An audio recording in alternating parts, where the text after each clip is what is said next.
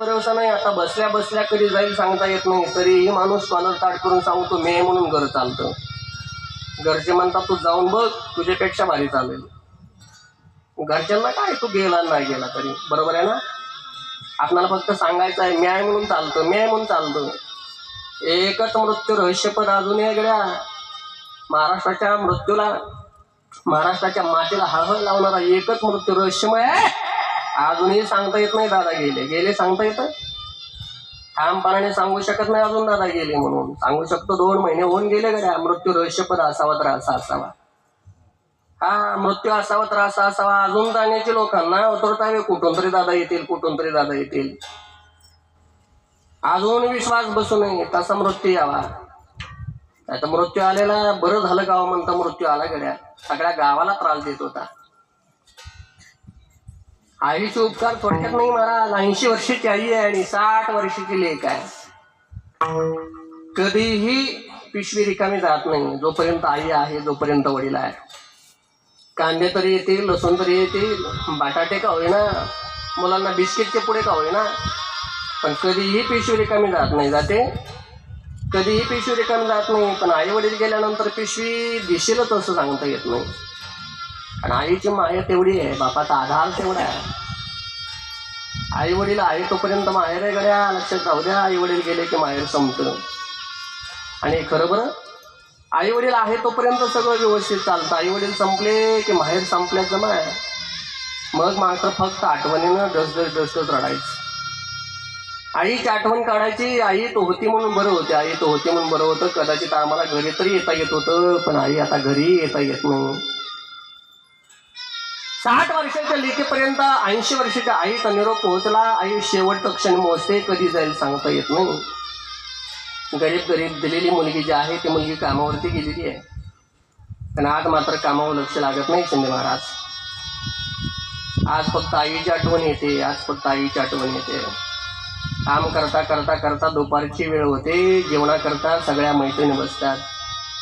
घास तोंडात घेते पण घशाखाली घास जात नाही. मग मैत्रिणी विचारतात का ग आज तुझं कामावरती लक्ष नाही आहे. ती सांगते अगं काय सांगू, सकाळी आईचा निरोप आला. शेवटच्या घटका आई मोजते, कधी जाईल सांगता येत नाही. मैत्रिणी सांगतात अगं डोंगरावर गेलेला सूर्य कदाचित उद्या दिसेल, पण माथ्यावर गेलेली आई नाही दिसणार. आताच्या आता जा. 4च्या गाडीनं महाराज मुलगी जायला निघते. 5 वाजता घरापर्यंत पोहोचते. 5:30 वाजता नरपडायला लागतो.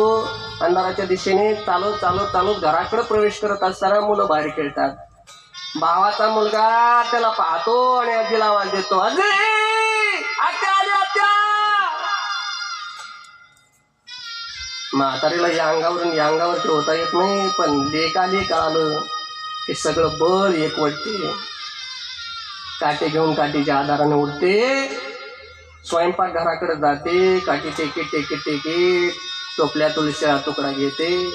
लटच्या हाताने त्या हंड्यातील पाणी घेते आणि बाहेर येते. महाराज लेक आलेली आहे त्या लेकीच्या पायावरती पाणी होते आणि तुकडा लटच्या हाताने त्यावेळेस अंगावरून टाकते ना, त्यावेळेस लेकीच्याही डोळ्यात पाणी असतं आणि आईच्याही डोळ्यात पाणी असतं. दोघीही धाय मोकळून रडत असतात. का?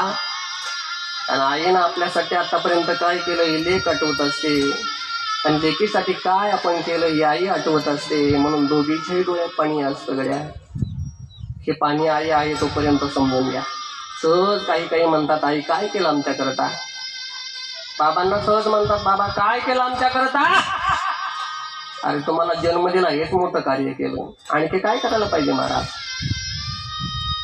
ज्यावेळेस एवढे मोठे होतात तरीही अजून काय केलं काय करायला पाहिजे महाराज. अजून सगळं काही जीवन उद्ध्वस्त होण्याच्या भूमिकेत मग आई वडिलांनी संसार जोपर्यंत जीवनात जीव आहे, मृत्यूत मृत्यू आहे तोपर्यंत आई वडील साथ देतात. आणखी काही शेलार महाराज करायला पाहिजे हो.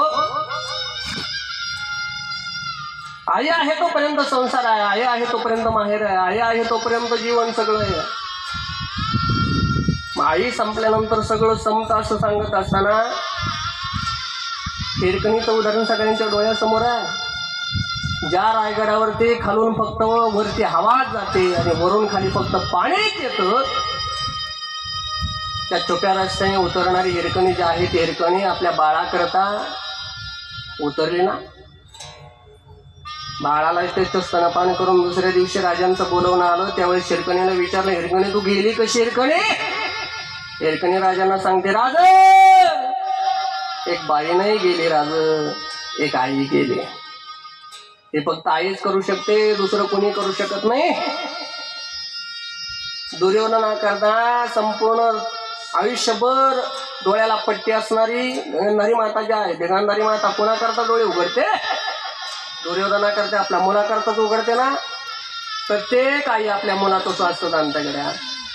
इथंही गुरु परिवारातील विलासराव असतील, कांतीलाल असतील, पादुकारावजी असतील, तिन्ही मुलांसाठी झटणारी आई जी आहे त्या आई शेवटच्या क्षणापर्यंत आईचं लक्ष सगळं मुलांकडेच असतं. लक्षात राहू द्या. जशी आकाशातून गार जात असताना सर्व लक्ष पिल्लांकडे असतं ना, तसं आईचं लक्ष सगळं काम करून सुद्धा मुलांकडे असतं. पण कधीही विचारू नका आई आमच्यासाठी काय केलं, बाबा आमच्याकरता काय केलं.